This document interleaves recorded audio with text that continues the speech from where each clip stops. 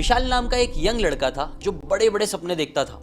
उसके ड्रीम्स बड़े थे, उसे खुद का बिजनेस करना था, कंटेंट क्रिएट करना था, दुनिया घूमना था और ऐसे कई बड़े बड़े सपने वो देखता था।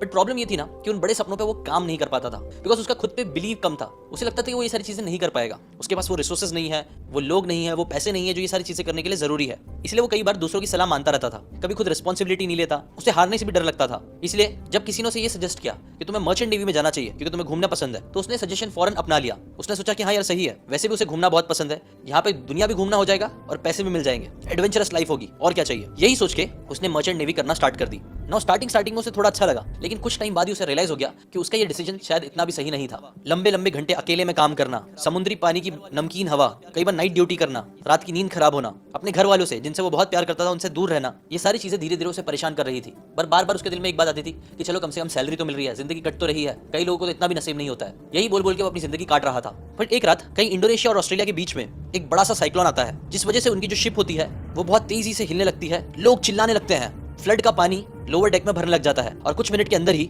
वो शिप डूबने लग जाती है। कई सारे रेस्क्यू ऑपरेशन स्टार्ट होते हैं, उनके कई सारे क्रू मेंबर्स को बचा लिया जाता है, लेकिन विजय नजर नहीं आता। बहुत ढूंढने के बाद भी वो उन्हें नहीं मिलता। अगले दिन सुबह सुबह विजय अधमरी हालत में अपनी आंखें खोलता है और देखता है कि वो एक आइलैंड पे फंसा हुआ है। ये आइलैंड बहुत बड़ा नहीं होता है, छोटा सा आइलैंड होता है जहाँ पे कोई ज्यादा चीजें करने के लिए होती नहीं है। और जैसे उसे ये रियलाइज होता है कि वो बच गया है लेकिन फंस गया है, उसे एक अलग सी घबराहट होने लग जाती है। वो रोता है और ऊपर वाले से बोलता है कि उसने इसके साथ ऐसा क्यों किया, वो इतना अच्छा इंसान बन के रहा है, हमेशा सबका भला चाहा, फिर भी why me, why now, why this. वो ऐसे अलग अलग क्वेश्चंस ऊपर वाले से करने लगता है। एक टाइम बाद उसे ऐसा लगता है कि शायद अब वो बचेगा नहीं, बट फिर भी उसके अंदर से आता है कि अगर मैं जिंदा हूं तो कोशिश जरूर करनी चाहिए। और जैसे तैसे वो उठ के यहाँ वहाँ कुछ खाने पीने की चीजें ढूंढने लगता है। ढूंढते ढूंढते उसे एक वुडन बक्सा मिलता है, पुराना सा, जिसे वो जैसे ही खोलता है उसे लगता है शायद इसके अंदर हीरे जवाहरात होंगे।